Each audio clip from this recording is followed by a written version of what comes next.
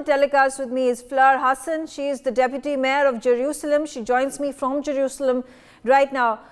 Thank you, Fleur, for joining us. The first question, there are, thousands of these videos, these images, these visuals of barbarity by the Hamas terrorists on Israelis. The world is shook, the world is shocked. The big question, how is the government of Israel that's at this point in time committed to safeguarding the lives of Israeli citizens? Well, first of all, you reiterated that this has been really one of the worst massacres that the Jewish people have experienced in modern history after the Holocaust. And we're still trying to find how to deal with everything that we've seen and experienced over the last few days. Now, I can tell you what Israel is not going to do. We're not out for revenge. We're out for the dismantling of the terrorist infrastructure and the education that allows this to happen. We have a border with Hamas. We left the Gaza Strip in 2005, and there is absolutely no reason for Hamas to be attacking Israel or throwing rockets, except for one thing, that they don't want a two-state solution. They want the complete annihilation of the state of Israel. And so what Israel is going to do, and I'm not sure how because I'm not a military person, but I have trust in the military of this country that they will go about now dismantling the terrorist toxic infrastructure that encouraged this, allowed this, and sponsored this to happen. And now Israel has declared war on Hamas, but the Palestinians are ruling that they are going to be collateral damage in this war. How does the Israel government going to safeguard their lives? Also a narrative that is peddling across the globe at why should Palestinians pay for the terrorism and infliction of atrocities that has been done by Hamas terrorists? Well, first of all, unfortunately, war is ugly and there's always collateral damage. The difference is that we are targeting terrorist infrastructure and terrorists. We warn people when we're going to be exploding a building that we found is hiding weapons. We warn the people to leave the building, and they do. We have an army with a very high code of conduct, humanitarian code of conduct, and we will keep to that. But unfortunately, there will be some collateral damage. We hope it's the minimum possible. In every war, and especially a war like this, which is existential, it's civilizational, there are always going to be innocent civilians killed. Israel does its best to avoid it, whereas Hamas go and specifically target civilians. Israel has been reiterating, telling the world to take action against the Hamas terrorist organization. Israeli citizens live in constant fear of suicide attacks, bomb blasts. Do you think and expect that the world, US and the other world powers are going to come to Israel's aid in snuffing out Hamas after this brutal incident that has taken place? Well, what we need the world is to support us psychologically and morally, and give us backing to uproot and clean out that very toxic terrorist infrastructure, which in fact, Hamas in Gaza is the long arm of the Iranians. And so what we will do by uprooting the terrorist infrastructure is also, in the end, going to be helping the entire world, because Iran's ambitions are way beyond this region. The modus operandi that has been used by terrorists who infiltrate into Kashmir, in our territory, in India, it's the same. They use their men as human shields. They execute target killings. And this is not just Israel's fight against Hamas or India's fight against Lashkar-e-Toiba and Jaish-e-Mohammed and ISIS. It is the world's fight against global jihad. How do you think that countries can come together to win this war against Islamist terrorism? Well, first of all, we have to recognize that it exists.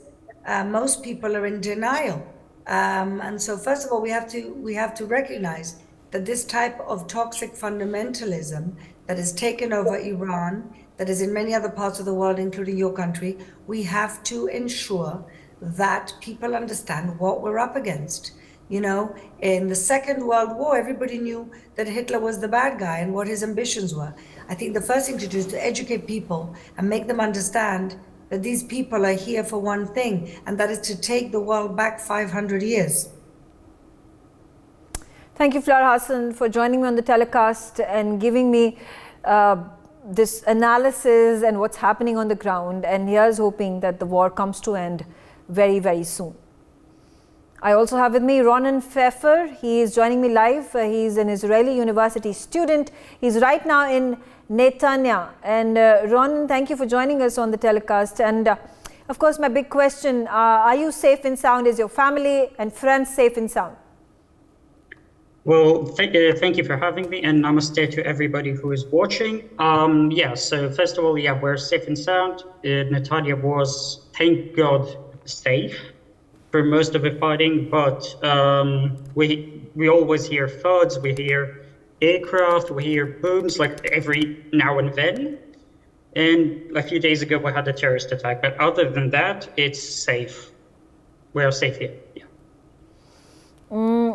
What were you doing on the 7th of October when this terrorist strike hit Israel? Were you in Netanya or were you in a different part of Israel? So as you can see, I am religious Jew. So Jews have what is called Shabbat. The Hamas attacked on the day of Shabbat, and specifically it was the holiday of Simchat Torah, which we celebrate the ending of the Torah. Now, most people, as you can see from the videos and whatever, most people were at home at the time of the attack in the south. So that's why they had the huge amounts of blood that were spilled by the Hamas terrorists. So yeah, but Netanya, we had we knew we had something. That something happened because at 6:30 we had an alarm and we had to run to the shelter. And during the day we're preparing for any possible terrorist attack during praying and during the celebrations of the Simchat Torah. Okay. So we always were under the fear. Okay.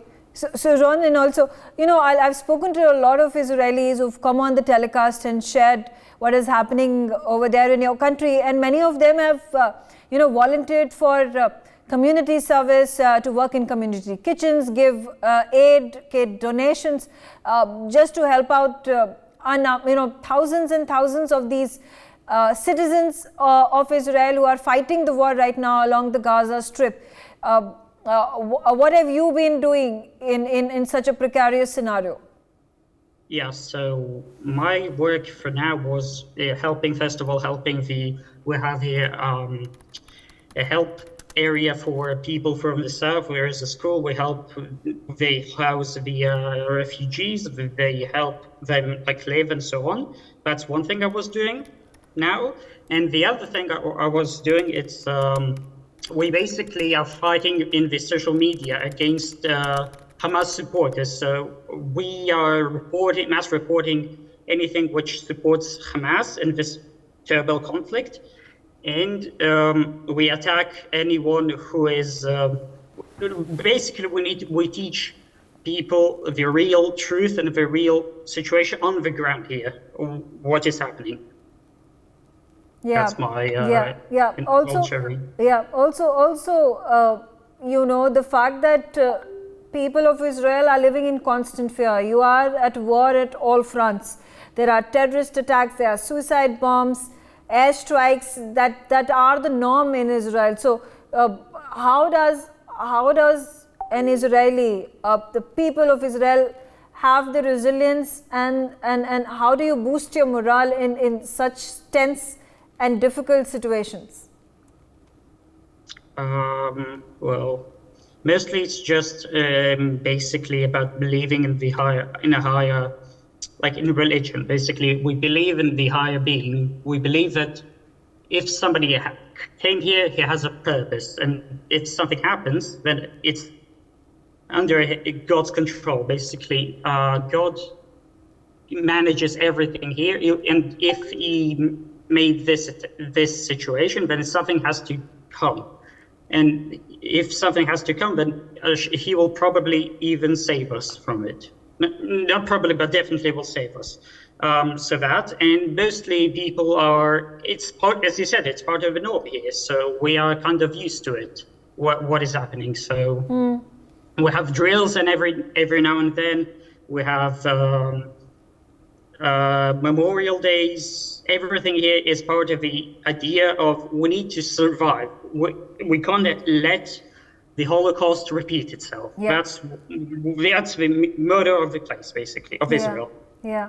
Ronan, you know, when massacres such as this happens, thousands of people in Israel are killed, they've been kidnapped, there are babies who have been killed, they've been murdered, they've been beheaded, women that have been raped, people who are walking on the streets or driving their cars, they have been dragged out, their necks have been slit. Don't you, and I'm supposing every citizen of Israel and every Jew must have this feeling of vengeance, anger, frustration, to then take action against these terrorists who keep attacking the Jews because they find them to be in a minority, very few in number. So perhaps an easier target to attack again and again. So without vengeance, we basically let our army, we trust our army, we trust what they are doing, and we trust their methods. Again, without saying vengeance, we can't attack those who didn't do it. As the mayor said, the mayor who you spoke to earlier, she said that we need to revenge Hamas itself, not the people. The people have to pay, but not that price, not this price, but of death.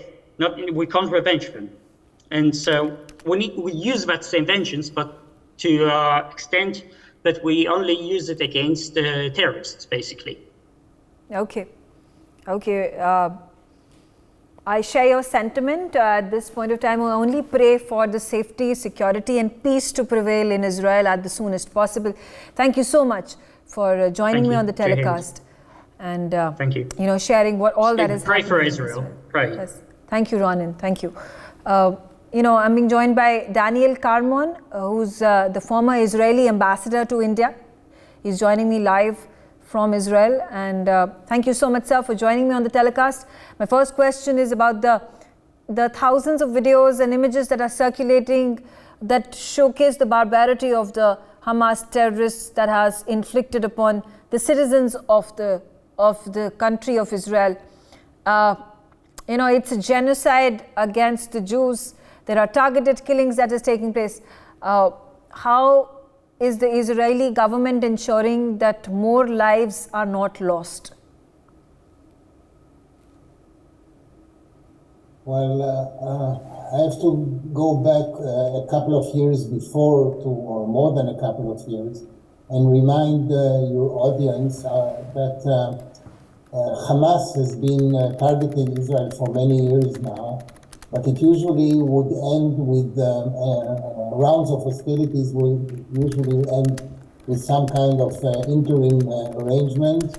We all knew it would come back in another round, but this was the policy at the time, and I'm sure it will be reflected in investigation was the right policy or not. But what happened this time, I must say, as part of the axis of evil that Iran is leading, and we'll probably talk about it later, Hamas, a terrorist organization that has turned itself into an army.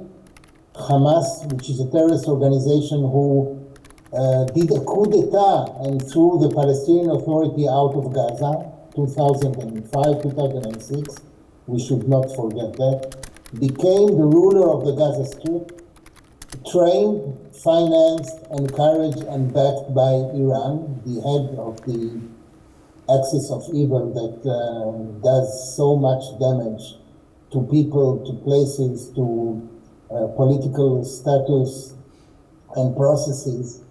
And yes, the pictures, you're talking about thousands of pictures. Personally, I haven't seen most of them. In Israel, they don't broadcast it. We have it on social media, and people who decide to look at it, look at it. Most of us don't, but I think it's important to know what happened. The October massacre, I would not call it otherwise. The October massacre, and what you have there, it's like a natural disaster, a huge earthquake, an eruption of a volcano. I don't know how to describe it, only it's not a natural disaster. It's not a natural disaster. It's a made by men, by butchers, by butchers, I have no other words, who did what they did, and I know they did not only kill people. The killing people is the end of the torture and whatever was done to those people. Okay, so also now Israel has declared a war on Hamas. There are Palestinians and voices that are supporting Palestinians globally, saying that they are going to end up being collateral damage in this war. How is Israel going to tackle this? One little correction, which is a big correction: Israel has not declared war on Hamas. Hamas has declared war on Israel. And in war, we act like in a war. So there are many questions asked, and some questions will be asked later.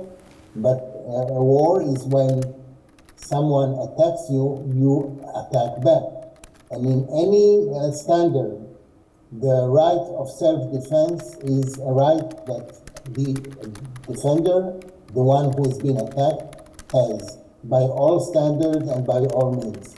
We have been attacked. Israel has been attacked by a non-state actor, which is a problem. Israel has been attacked by a fierce, savage, beastly terrorist organization, and Israel will respond.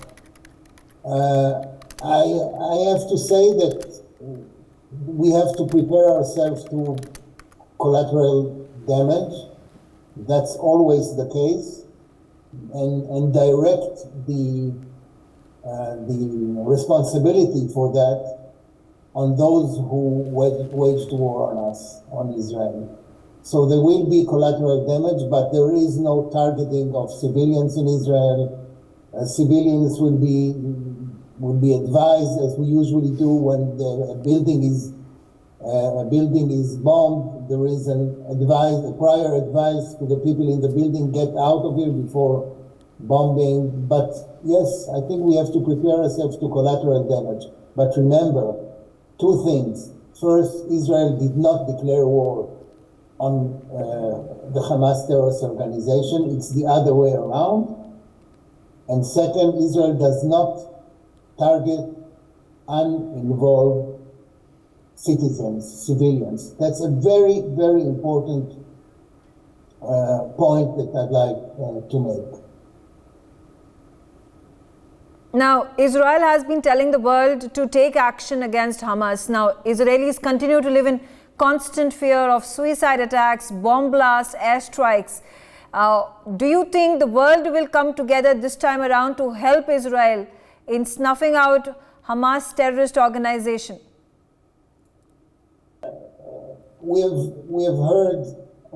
a very strong support from the international community, which is very well noted, and I'd like to express again, as I've been doing in the last few days, our thanks to the Indian people and to the Prime Minister of India. But the support is global, except for some who are related to the axis of evil, who do not condemn what happened, strongly condemn. There is mass support and solidarity and understanding of what Israel has to do and will do. The US president has made a landmark speech yesterday. There was in no uncertain terms, said that the US is behind Israel, and he is also acting. He has sent equipment and munitions so that Israel has, as he said it, what it needs to have in order to continue what it is doing, which is responding to a threat and using the right of self-defense. So the world, the help of the world, I would say, which is needed, is mostly in support and solidarity, and the US was kind enough, understanding the problematics of things, in also helping, making sure that Israel has what it needs. Now, the modus operandi that is used by terrorists who infiltrate into Kashmir, into our territory in India, is the same. They use their men as human shields, they execute target killings, and this is not just a fight of Israel against Hamas or India's fight against Lashkar-e-Toiba or Jaish-e-Mohammed or ISIS. It is the world's fight against global jihad. How do you feel should the world come together to win this war against Islamist terror? It's a huge question, and the world has been asking this question and trying to unite around all sorts of alliances and unions and cooperation. I would say cooperation between us that has improved in the last few years, especially after 9/11 in the US. There is more cooperation, but not enough cooperation.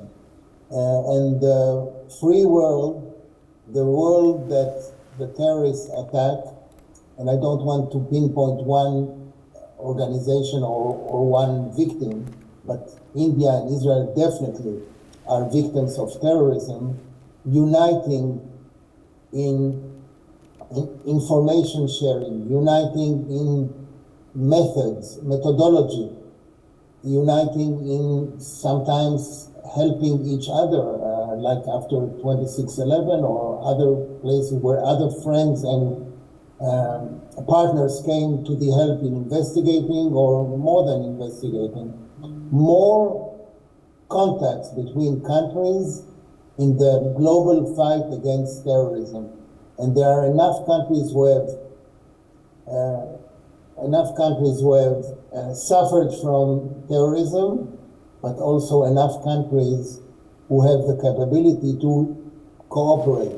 Cooperation and information sharing are the key to a stronger counter-terrorism world. Some has been debated at the United Nations, but I can tell you, and our Indian colleagues in MEA know it perfectly, there is no definition of terrorism in the United Nations. Can you believe it? And I know that India has been very keen and very active in getting such a definition.